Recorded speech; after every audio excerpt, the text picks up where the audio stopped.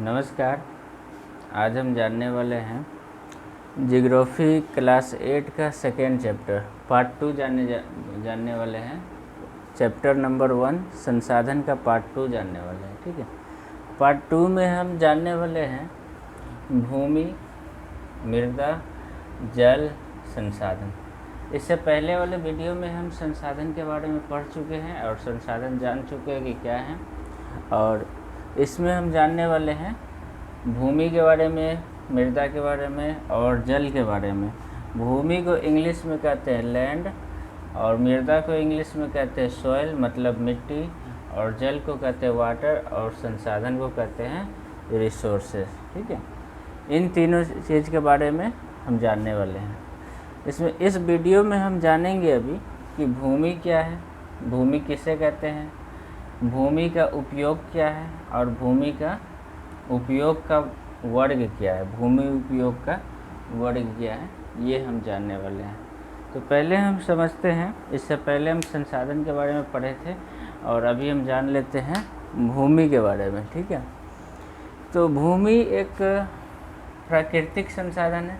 अब ये समझते हैं कि प्राकृतिक क्या है।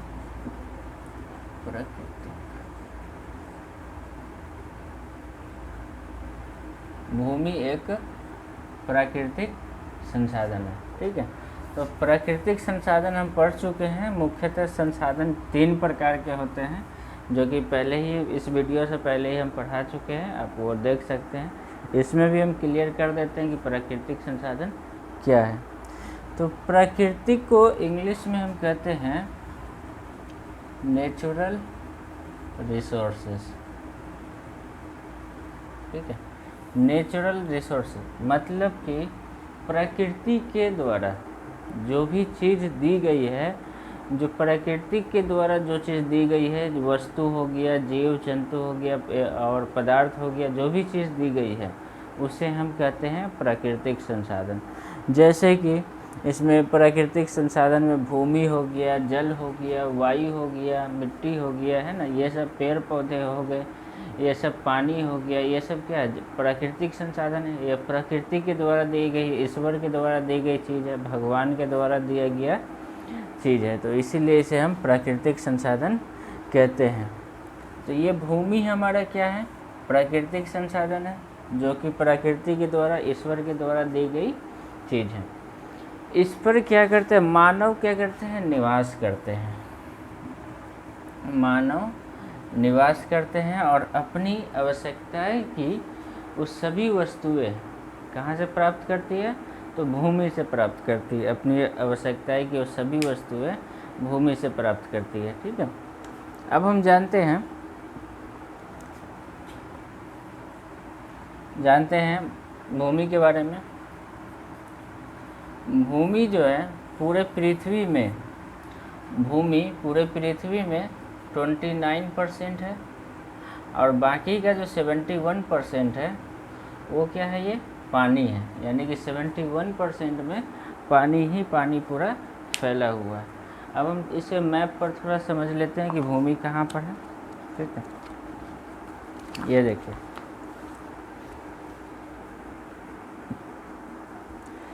ये जो आप जितना भी पार्ट देख रहे हैं, ये भाग आपका स्थल भाग है, यानी किसे भूमि भाग कहते हैं। और ये जो कलर वाला जो आप भाग देख रहे हैं, ये हमारा पानी वाला भाग है। ठीक है, इस पूरे में पानी है, और ये हमारा पूरा 7 महादेश में बटा हुआ है, महाद्वीप में बटा हुआ है।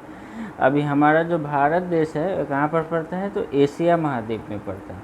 इधर एशिया हो गया, इधर अफ्रीका हो गया, इधर यूरोप हो गया। ठीक है, और ये हो गया आपका उत्तरी अमेरिका, ये हो गया दक्षिणी अमेरिका।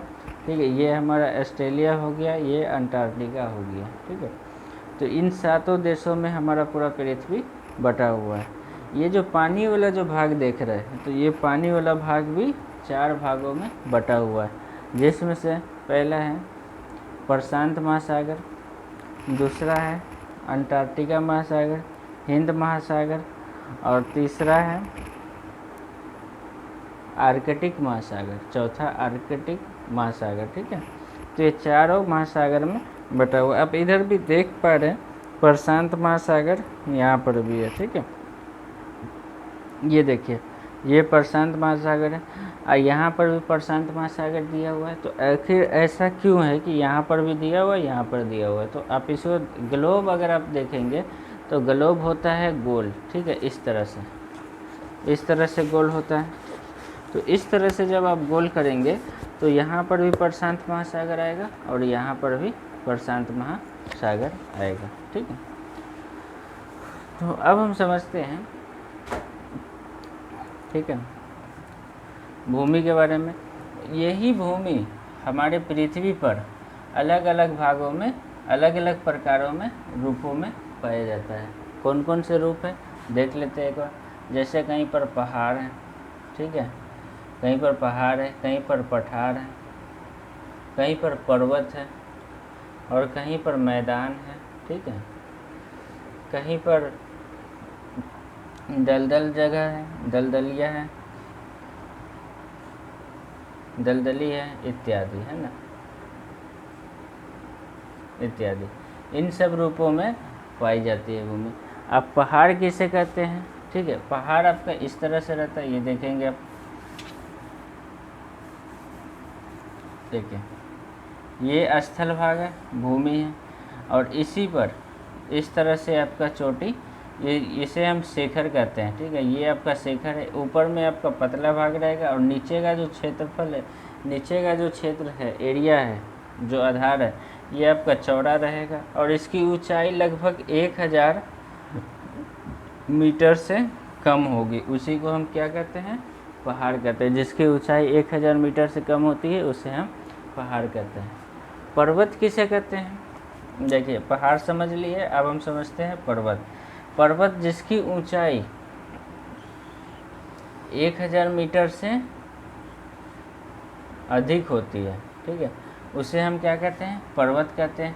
और जिसका आधार क्या है, अधिक होता है, जिसका आधार चौड़ा होता है, क्षेत्र जिसका चौड़ा होता है उसे हम पर्वत कहते हैं। इसका चोटी लंबा होता है, शिखर लंबा होता है, ठीक है। और इसी तरह से अगर जो श्रेणी में रहता है इसे हम कहते हैं पर्वत श्रृंखला या पर्वत श्रेणी, ठीक है। और जो श्रेणी में नहीं रहता है उसे हम सिर्फ पर्वत कहते हैं, ठीक है। अब पठार किसे कहते हैं, पठार समझ लेते हैं हम, पठार किसे कहते हैं। तो जो स्थल भाग है, ये भूमि वाला भाग, इस पर से लगभग 200 मीटर या 200 मीटर से भी अधिक जो ऊंचा रहता है, उसके बाद जो भाग पूरा समतल रहेगा, बराबर, ऊपर में जो पूरा भाग बराबर रहता है उसे हम कहते हैं पठार, ठीक है। ये लगभग 200 मीटर से अधिक भी हो सकता है और 200 मीटर भी हो सकता है, ठीक है। उसके बाद मैदान किसे कहते हैं, अब वो मैदान समझ लेते हैं। ये आपका, ये भूमि है, ये आपका समतल जगह है और इधर आपका पानी है, ये आपका पानी है। तो ये वाला जो भाग है ये पूरा बराबर है, ठीक है, इसे हम कहते हैं मैदान, ठीक है। दलदलिया जगह तो आप समझ रहे हैं, जहाँ पर दलदल वाला ज़मीन होता है, स्थल होता है, उसे हम दलदलिया जगह कहते हैं, इत्यादि। इसी तरह और भी होती है, ठीक है।